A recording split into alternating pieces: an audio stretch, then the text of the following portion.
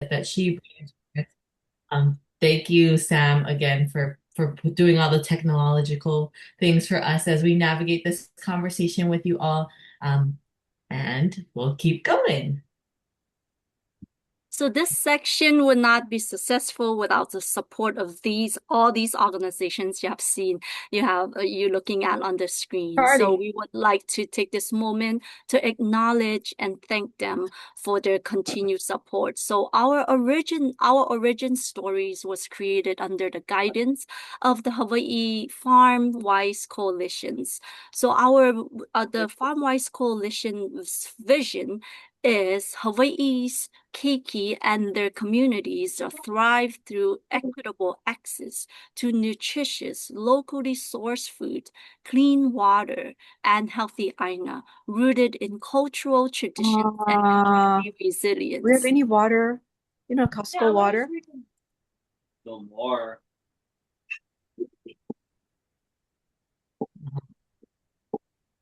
Yes, and so these are all the amazing members of our coalition, and you can see we're well represented in different spaces that support early childcare providers and health and nutrition in Hawaii. And we wouldn't be able to do a lot of this work without generations of knowledge before us. We wanted to call out that the Kalo portion of this training is from, again, generational EK knowledge set, and it's a curation of that knowledge set to create a tool that makes learning accessible for care providers who invest a large amount of their energy taking care of our beloved Keiki and Kupuna. Really knowing that, what's practical for you folks, what is what's necessary for you folks to do this work and what makes it easy. Our goal is to provide ease into the work that you do and to support the work that you're doing every day because we know that it's difficult and hard. And the CACFP portion, so the child and adult care food nutrition portion of this program, is developed from the support of CACFP sponsors, organizations, and influenced by the National Resource Developed to train care providers on how to use this program. So again, this is a long time coming. It's a lot of practice that has gone into understanding how these federal regulations work and how it drops down to resource early childcare providers in their ability to take care of our youngest ones and to feed them good and nutritious meals. Okay, so the goals of our time together, it really stems from this hoi hoi ka mole. And that was on the flyer that we sent out to everyone. And the Olelo no Eao speaks of returning to the source, returning to the tap root, the thing that feeds, and that's what Kalo does. So there are kind of three goals in providing this training to you folks today. It's to continue moving Hawaii forward in a way that honors land, water, and people in alignment with our mission, to pay reverence to Kalo as the primary staple crop of the Kanaka Maoli people and Hawaii, and to support CACFP participants in purchasing and implementing Kalo into their care sites. So if you're a CACFP site, if there just happens to be some, if you would give us a emoji hand wave or reaction right now, that would be super cool and see if we have any in the room. Ooh, okay, I see a couple. Very nice. Oh, I got some good. Thank you, Jordan. Yeah, so really wanted to help folks understand how they can take this great knowledge set that we should all be focusing and centering in our work here in Hawaii, and get the support necessary to make that happen into our care spaces using these funding sets. And this is my cousin Kohala. We also wanted to just call into this work that we know it's not just one person that can do it. We know that there's a multitude of us that have to be doing different parts. So the uncles in the lo'i are really supporting it trickling down into our care spaces. Hey, Maka'aika'ike, in eating one learns. Today we'll share with you three goals for today.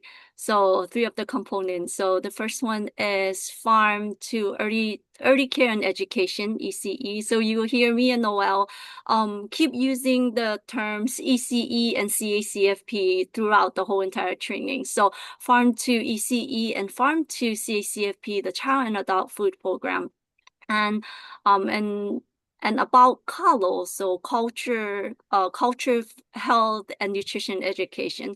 And the last one is how to credit, purchase, and reimburse Kalo under CACFP. Okay, so we're gonna start with our first section, farm to early care and education, and farm to child and adult care food program. So again, you'll see these abbreviated F2 ECE and F2 CACFP, and so we'll repeat it a couple times because it's like, oh man, these abbreviations, I see them all the time, but what do they mean? So hopefully by the end of this, you'll be like, oh, I know what that means. So the first one, farm to early care and education, or farm to ECE. It is a piggyback of the farm to school movement of the early 1990s, and it prepares early learners for entering into further school. So this movement, again, matriculates from early learning all the way up to high school and beyond. And there are three core elements of farm to school, and in early childcare, we add an additional element. So the three core elements of farm to school are agriculture and nutrition education. So that could be like curriculum that they have that teaches them about farms or how things grow. Local food, that can be what's actually served on their plate. So in your care sites, that might be a snack, a breakfast, or a lunch. When they get into the older grades, that's the lunch and breakfast. It's what is actually procured and served as part of their meal. And then gardens and farms. So the hope is, again, that they're integrating those experience of hands-on learning at actual farms and in actual garden spaces.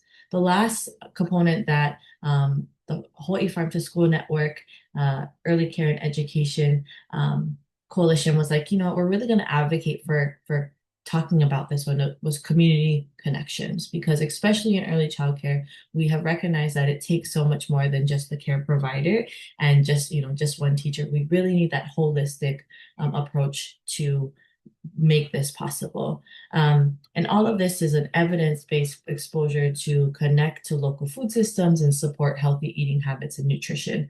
And the core elements of this can be traced back to indigenous and agricultural-based child rearing practices. So it's not, sure, the farm to school movement started in the 1990s, but it's a lot more generational, and it comes and stems from a subsistence, personable relationship with the environment that requires us to be in relationship with that space to eat and to feed. All right, we're gonna need your help. Let's do an activity together and do some sharing together. So if you're able to, please put in the chat, share a childhood memory of working in the garden, or visiting a farm, or eating something grown locally. So we'll give you some time to type because it might be a long story. So me and Noel can read off some of the chat. But if you wanted to unmute and share a story about working in a garden, visiting a farm, or eating something grown local, feel free to do so. We will you can unmute and share your story. We have time for a few stories.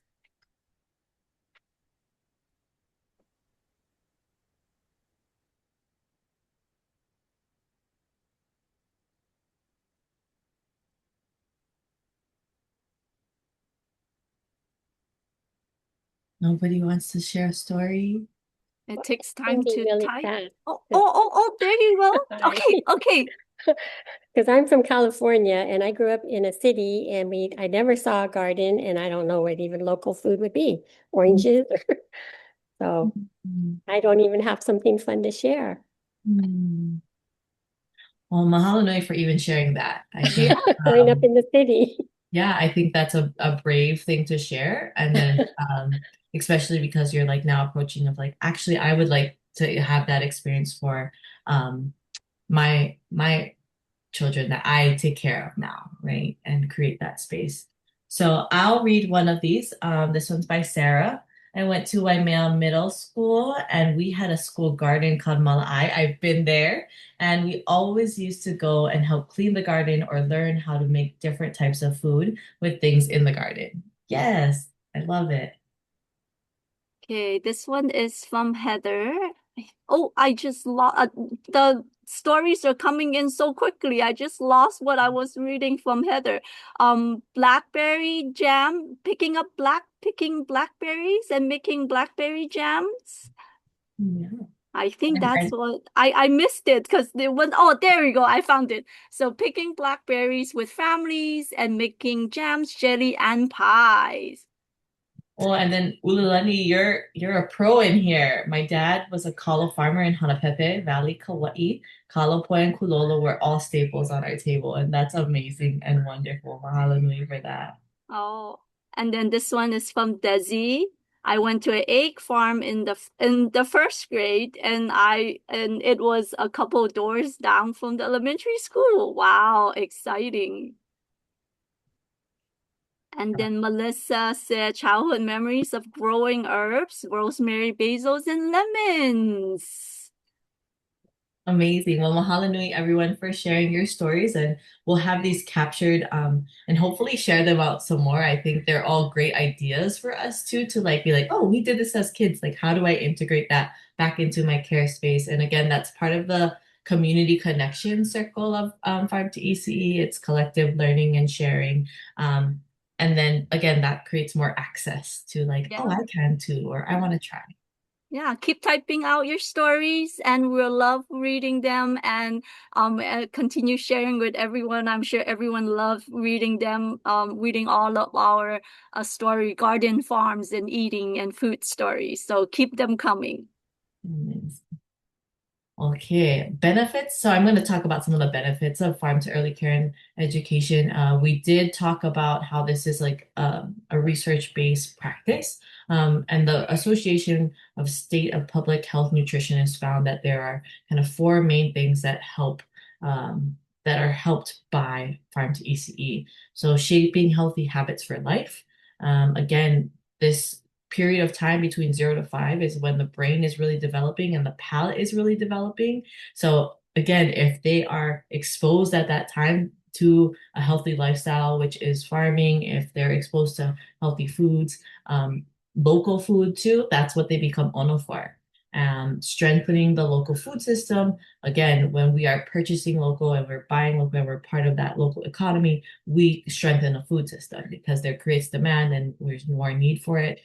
Experiential education. There's a lot more hands-on and outside experience with farm to ECE and encourages again long-term relationship with the environment with Aina and what that can do for career paths or just being in good community with the natural environment. And then the last one is family and community engagement. Again, especially with our little ones, it's gonna take the family and community engagement to make the field trips happen, to make even the time outside happen. We're gonna need support. And sometimes they might not get it at home, so it might only be at your early child care site. Or even if it's not at your early child care site, there's the encouragement to do that at home because we couldn't, to have those field trips and experiences. So go ahead, Mei. Okay, so Farm to Child and Adult Care Food Program, Farm to ECE. So under the USDA CACFP, it's a federally funded program that provides reimbursement for nutritious meals and snacks served to young children and adults in care facilities. So CACFP aims to enhance the health and well-being of participants by ensuring they receive balanced, nutritious meals and snacks.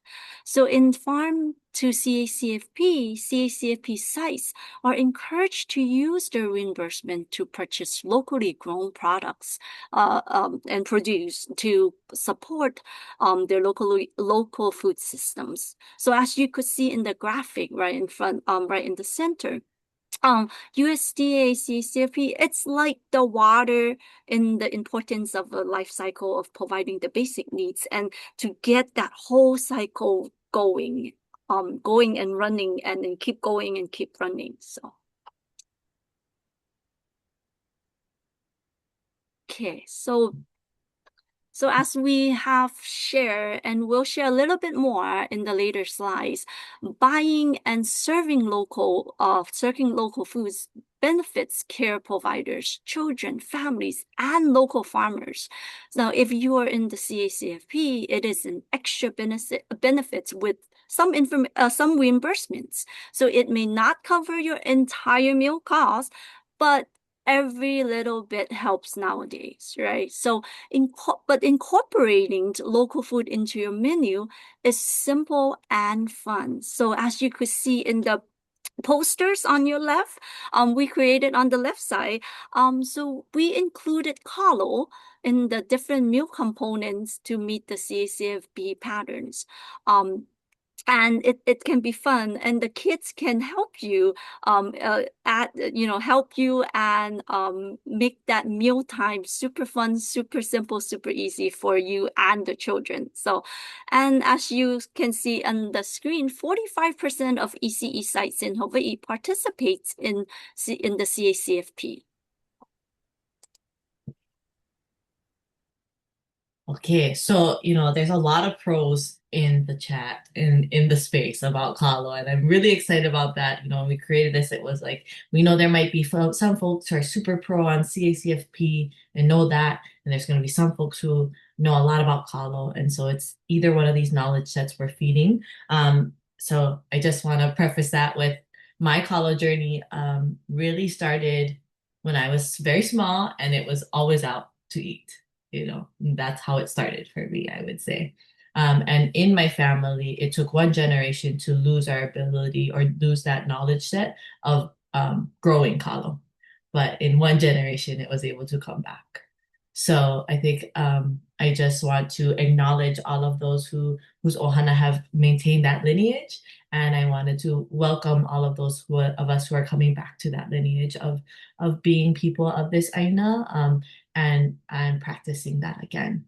And I wanted to also point out that in this section of the presentation, we are going to have a couple of these book spotlights. So it's always a good thing to have books around to teach us the mea.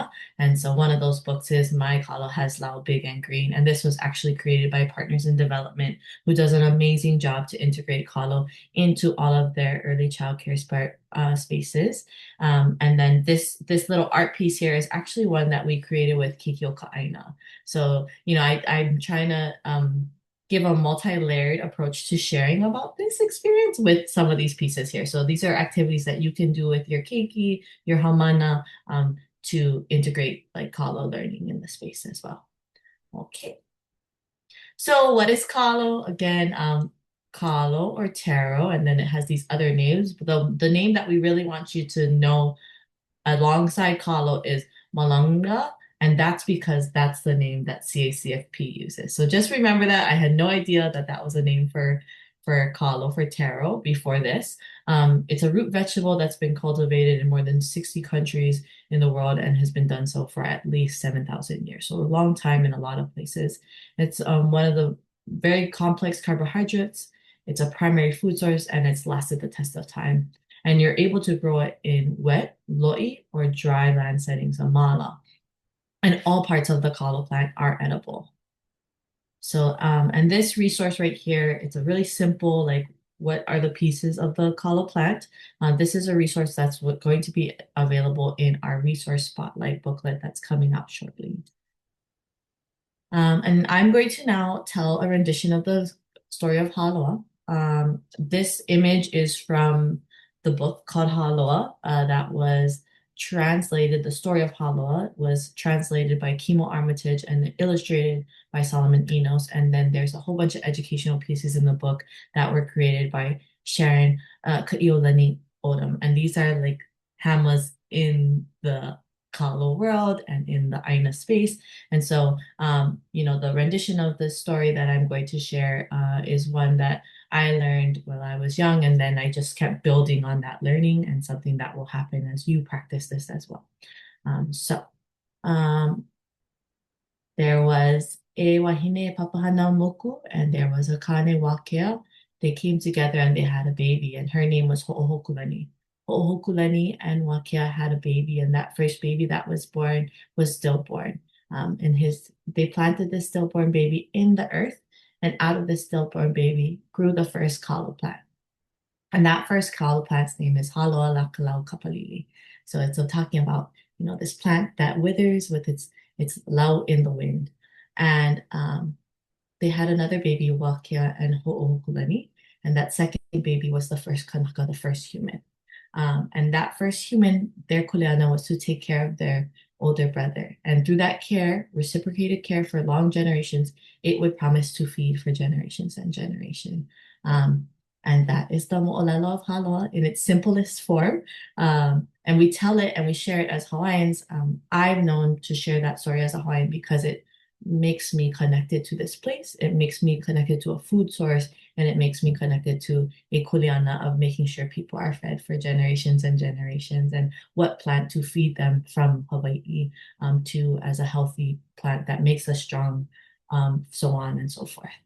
So mahalo nui, pipi ho'okau. Please continue to tell that story. Please learn that story. Please share it with the haumana that you have in your spaces, and we'll continue. So, in Hawaii, things are things, and we got to be honest about them. How we're honest about them with our little people, that's really up to you, as you are the ones who spend the most time with them. But it's important that you know these historical placements of our kalo and our Hawaii. So again, it was the primary food crop of Kanaka Oiwi, of the native people of this place. And there's records of them eating 10 to 20 pounds of poi a day, which I was just like, oh my gosh, that's wild. But again, this is the primary food source, and they're not inundated with all the cookies and the chips and the sugar. So of course, we're going for the healthy things. It was estimated that there are about 50,000 acres of wetland kalo at the time of contact, it was recorded, and there was like 300 different varieties of kalo. So 50,000 acres is like the size of Molokai, all that as wetland. But as diseases were introduced to Hawaiian people and to this place, and as land urbanization, water diversion, shift to this plantation lifestyle, there was a lot of change. And so you saw the Kanaka Oiwi population also decrease. And with that, the amount of kalo that was being produced was decreasing. So this is a really good image to kind of show that change. Yeah. So you can see Manoa in the 1890s, it was like all lo'i. And then 1947, you see way less lo'i, more buildings. And then 2020, you see mostly buildings. So we're dropping down to like 1,200 acres of wetland kalo were recorded in 1939, and then only 80 different varieties of kalo remaining. One of the cool things to talk about when you're talking about varieties of kalo is the reason for the varieties. There are a lot of different kinds so that they could last all different kinds of weather formations and to have different purposes in the care of the people. Yeah. Kalo today, we're super fortunate that because of the Hawaiian revitalization movement, and because of this desire to restore our practices here in Hawaii, Kalo is making a return. So, e lilo ho o ke kalo ka ai ko'i o ka papa aina o ke kanaka. Let Kalo return to its rightful position as a central food of the Kanaka diet of the people of Hawaii. And it's happening a lot of different ways that Kalo is being brought back. It's through communities and connection, healthcare and quality, neighborhood and built environments. Like we're seeing how just one plant can have such a huge impact, and you see it everywhere, right? Like it's now the state plant of Hawaii. We bring it up as a superfood of Hawaii, and we see it as such an opportunity to regain some of our some of our sovereignty and our independence as a place and as a people who love the food that is from here.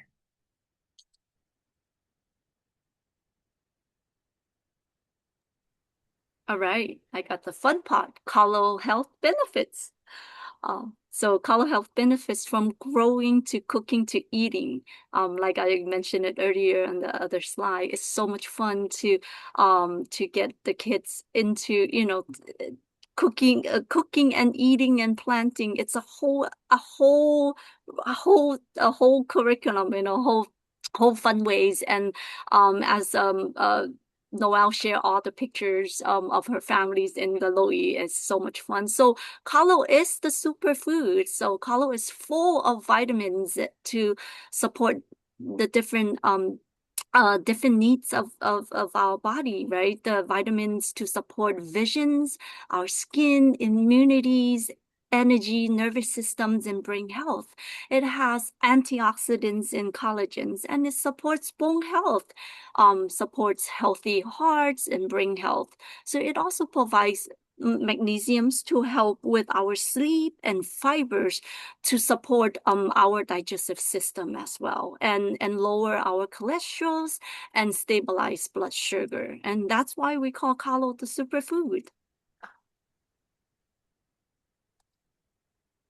So how to credit, purchase, and reimburse kalo under CACFP. So in the next few slides, we'll share with you how to credit them and how to purchase them and how to reimburse them.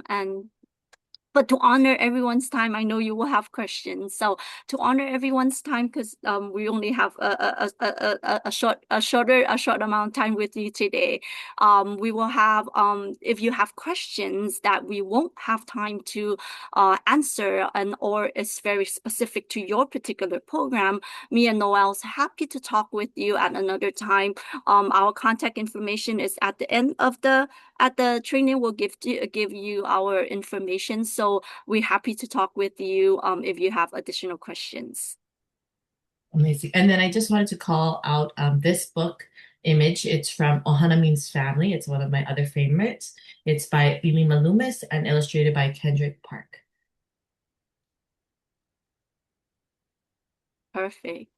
And I will need a little bit of your help here on this part. So I would love if you could share with us what comes to your mind when you hear about CACFP. So we'll give you some time to type in the chat, or you can unmute and share.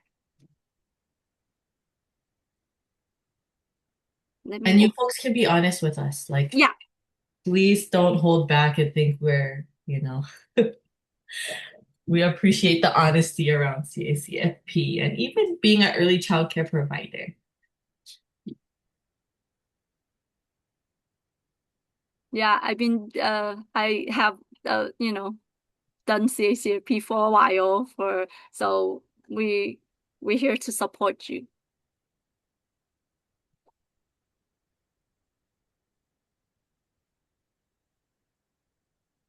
I can share what comes to mind when I hear CACFP. I think of healthy food when I hear that. Thank you, Dawn. Okay, so, and then in the chat, we have a few coming in. Heather says, serving healthy meals to children. And then Uilani said, I don't know what it is. Oh, I don't use the USDA program reimbursement primarily because I don't know how much about it. That's great. We're here to support you. We answer your questions. They help ensure, this is from Haiti, they help ensure that young children have access to nutritious foods. And then Mively, I'm sorry if I pronounce your name wrong. I just learned about CACFP last week. Awesome. And then Monica said, my dad taught me to grow watercress. Oh, you're still sharing the story. That's awesome. Watercress, harvest and cook it. Now watercress is my favorite memory and keeps me close to him. That is so awesome. And then, yeah, maybe a couple more. Okay, so Desi said provides nutritional foods to young children, and Sarah said nutrition to kids and adults. Perfect. Thank you. Keep it coming. We're still reading them, so keep it coming. Yeah. Okay. So CACFP provides partial reimbursements for up to 2 meals and 1 snacks you serve in your programs. So to be eligible for CACFP reimbursements, meals and snack must meet the CACFP meal patterns, and the reimbursement rates vary by different categories. So as you could see on the right-hand side is one of the posters that USDA CACFP have created to give you a visual look of what a credible snack and meal looks like under the CACFP reimbursement program. So for breakfast, you have three components, and then lunch or dinner, you have 5 components, and snack is 2 components. So I hope I remember that right. So if you so it could as you could see on the posters, it's fairly simple. It's very very simple, and it's there it really enhanced the nutrition, like a lot of you guys said on the chat, a lot of nutrition, and provide that healthy balanced meals for children, and you get a little bit of reimbursement for it, so that you don't have to fork up your pocket to pay for the whole entire meals and snacks for children. Okay. Yeah, I want to just call out that Doris said, I've been in the CACFP program a while. I like that they have a recycle menu. It's very helpful when shopping and preparing for meals. So again, it's like, you know, this existing body of knowledge that childcare providers across all over the place on the continental United States and in Hawaii even too are sharing knowledge sets with each other, are sharing ideas, and these outside organizations as well, like NSFP and like USDA, they're also sharing like best practices in this. So again, it's not you having to create on your own, it's leaning on these spaces to be able to build out healthy, nutritious meals. And we're super excited because we're going to talk about how to bring Kalo into that. Perfect. Thanks, Noel. That's the perfect segue right into Kalo to CACFP. So CACFP embraces food diversity, and Kalo is one of the indigenous foods that is allowable for reimbursements. So Kalo can be supported in CACFP meals and snacks in the following ways. So you can credit it as a starchy vegetable. So Kalo can be credited as under the vegetable group. And you can use kalo in dishes such as poi, roasted kalo, wedges, mashed kalo, or as an ingredient in other dishes. So there's a whole variety of ways to use kalo as a vegetable. And now you can also credit kalo as a grain, so only for Hawaii. So kalo can be used as a grain substitute with 1 ounce equivalents per half cup of cooked kalo. Yes, and this is again where we had said that word malangna, right? You wouldn't have known it's in the buying guide unless you know this other name for it. So just be aware of where it is in the buying guide. It's helpful, and how we were able to even create this training for you folks. So, like I mentioned it earlier, kalo can be credited as vegetable or grain in the CACFP meal pattern. And in CACFP greens, it needs to be counted in ounces. So about half cup of kalo, half cup of cooked kalo, mash or cubed kalos could be counted as a 1 ounce equivalents of grains. And if you're counting it as a vegetable, a 1/4 cup of cooked kalo is equivalent to a 1/4 cup of vegetable components. So in this chart in front of you, you will see all the breakdowns of all the age group, and the portions that is that kalo can be credited under. I know it's a lot of numbers, it's a lot of cups and ounces and all of that to look at, but we are happy to share more information with you, or we're happy to walk you through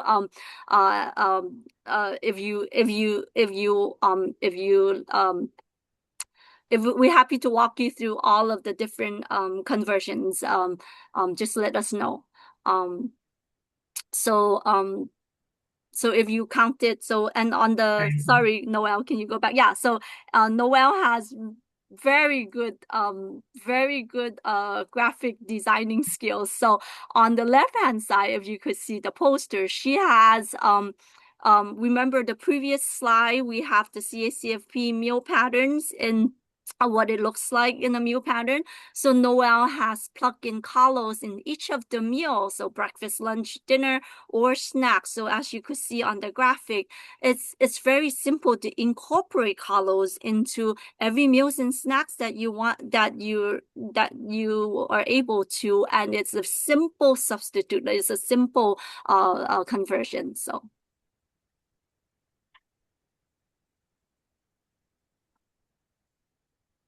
Okay, so Noel and I did an activity during one of our group meetings, and we made a Kalo snack. So we use Kalo pa'a and soda cracker as the snacks. So since snack is you only need to provide two components, so we decided to use Kalo pa'a and soda cracker. So Kalo pa'a would be the vegetable, and soda cracker would be the grain. So the activity was hands-on and fun. Everyone enjoyed making their own snack for the meeting. So you can do the same for kids. So they can make their own snack for their own make their own snack for their own snack. So the two charts that you see in front of you, it kind of details on how much we pay for the Kalo and the soda cracker, and the reimbursement per serving for each type of the care facility. So at the time, we purchased the Kalo pa'a from a local farmer, which they clean it, they cook it, they did everything for us. All me and Noel did is just pay, and then we serve for the activity, which at that time me and Noel want convenience, right? We want simple, convenient, fast. So it was perfect for us.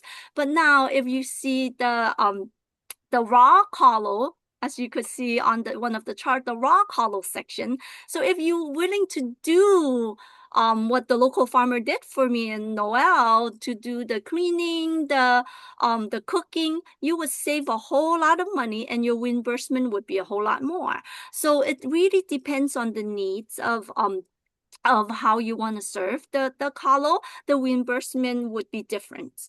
As you could see on the different reimbursements on the greens and the red, you can see those numbers in front. So it really depends on how you want to prep the Kalos and serve the Kalos. The reimbursement would be different.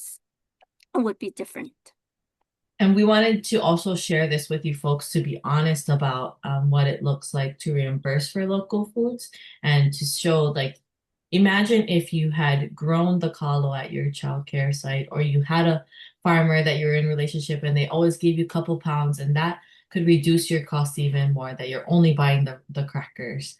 So again, relationship building and really connecting also provides opportunities to make it easier to do this work. And again, the honesty that we share about, wanting to do this is there is cost. There's cost in time. And we know that as early childcare providers, sometimes we're struggling and straining to make things happen. And being honest about that is really important for building trust, and then for being able to ask for what we need. So, maybe you could even put out a kahea to, or a call out to families and say, hey, I want to start serving Kalo in the space. I'm going to need, $5 a month extra from each keiki, or $2 a month extra from each keiki to be able to do it. Or, maybe they have a connection with the Kalo farmer. And again, inviting folks to make that community connection circle of farm to ECE possible is important. And we should really be supporting you folks and making it happen.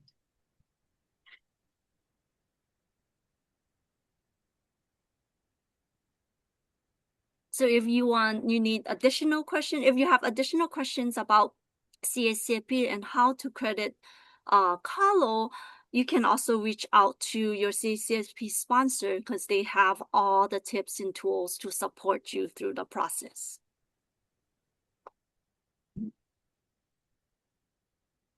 Okay, and that concludes our presentation, but we couldn't talk to you about all of these amazing things without sharing about an opportunity to access free collar or for your care site. So Sam, if you can throw the link in or use this QR code. Again, I'm with an organization to call Kalo to Kanaka, and one of the programs we have is called Hawai'i Ohana, and it's to help distribute out Kalo and poi to whoever may need, whoever may want it. And for early child care providers, we have a special set of funds that we're able to tap into to help to bring it to your care site. So wherever you are across Pai'aina, and if you're interested, you can fill out this form. It's pretty brief.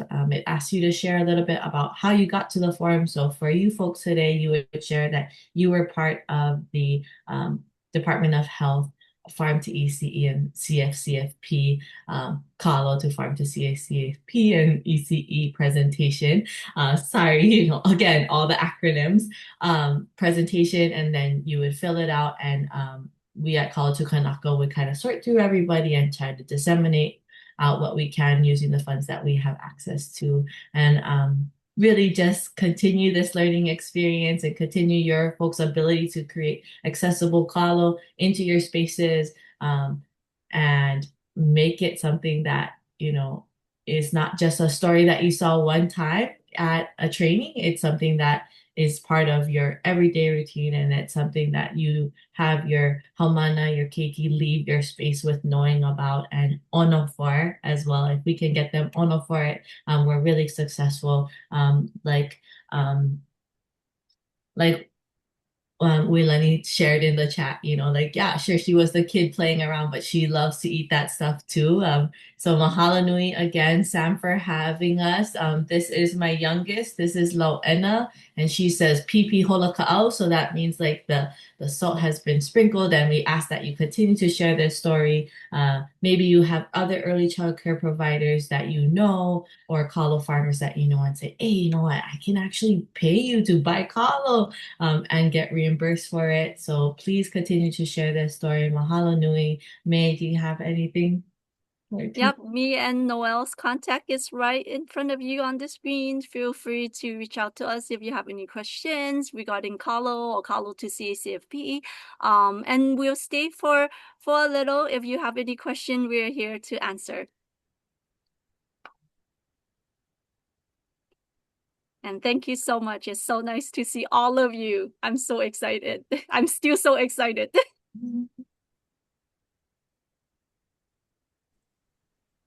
I just want to mahalo you folks. I'm Shelly Blackburn from Hi, Maui.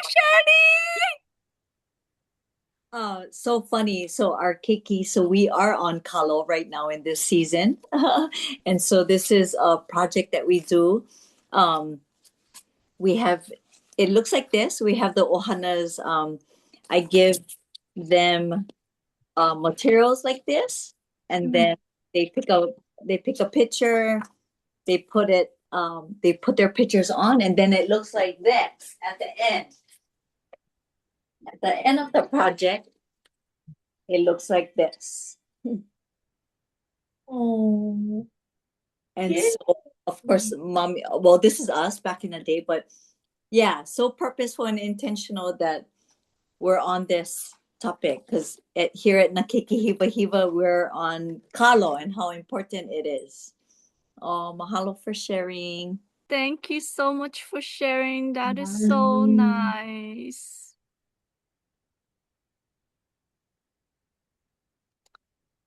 Oh, someone put in the chat that the poi from Costco is double the price.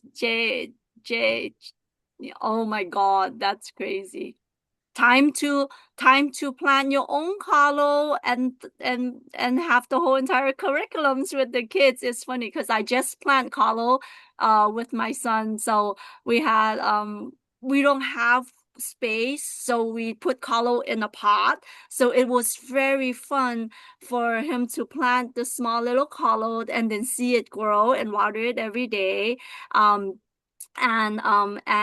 in time we will harvest, and then we will wash, we will learn about the whole entire Kalo plant, and then we'll cook and we'll eat. So maybe that could be something that you can start it, just a teeny tiny little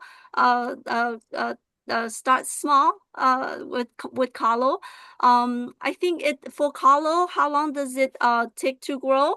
Noel, that's your jam. It's just like a baby, so it's about 9 months, 9 to 10 months. And I'm reading about this doubling of price at Costco, and it is becoming, because we're starting to raise this conversation more, and people are like, oh, I'm learning about all the health benefits and all these things. There is actually an increased demand for Kalo. So my suggestion to all the people who are like, oh my gosh, it's getting hard to get, it's like really start planting or really start making pilina with some of those spaces like Kaka'oiwi, or some of the farmers who are gonna need the help to actually meet that demand. Because part of our role is to drive the demand so we can increase and support our local food system and not be so dependent on outside. But it's gonna take all of us being farmers, and it's gonna take our keiki being like ma'a, used to being in the lepo, used to being in the mud with us, used to being outside, and used to doing that work. So there's also wetland kalos and dryland kalos. So don't feel like you need a huge plot of land to grow. It can grow in pot. And then Kim Shudi said she started growing, she's including kalo in her garden. That's awesome. And Phyllis says she's interested in getting some kalo. And Iris said, do you have resource that give out huli? Yes, so that's something that we're building out in Kalo to Kanaka, and just depending on where you are too, that's helpful.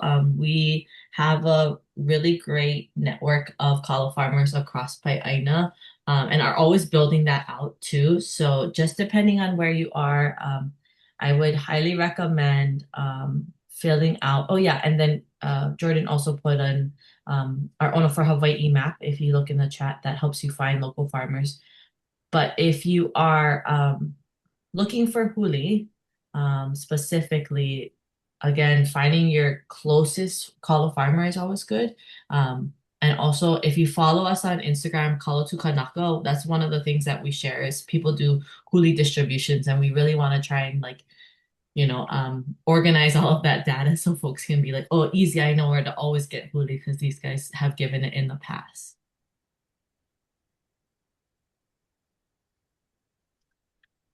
Yeah, did I miss any questions? I think that's it. And the rest are thank yous. And then Dana said our center received frozen kalos from Hawaii Ulu co-ops on the Big Island. That's amazing. And then it says, can we serve that to children and it is claimable? Contact your CACFP sponsors. They can walk you through the process. And it's a yes for me. Definitely, Dana. Yeah, Dana, the Hawaii Ulu Co-op one is super nice because you just have to re-steam it and you can serve Yeah, that's right now. awesome. There you go.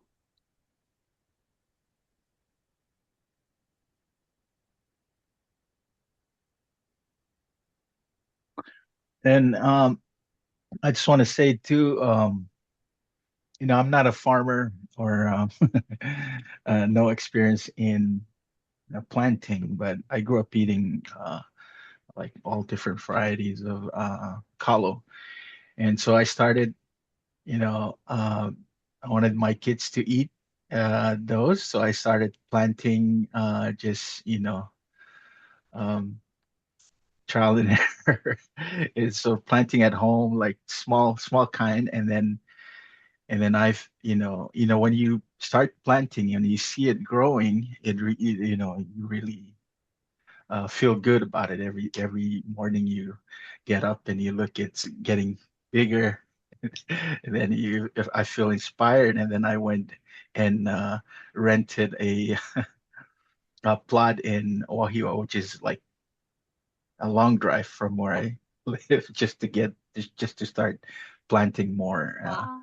kalo, and planting more kalo, cassava, and it's pretty good. So if you feel inspired, just start small and go from there. That's awesome, Sam. So awesome, Sam. Yeah, I have to add to Sam's that, my son is very Both. choosy. He's a very choosy eater. So the only time that he would eat food that he's not familiar with, such as kalo, Okinawan sweet potato, when he plants it, when he harvests it, when he cook it, he will eat it. So think about that to incorporate that nutrition into your curriculum, into the children's daily activities. So my son is very choosy, and that's the only way that that he enjoys it, because he is part of the whole entire process. Thank you, everyone, for sharing today and joining us today. We have really appreciate it.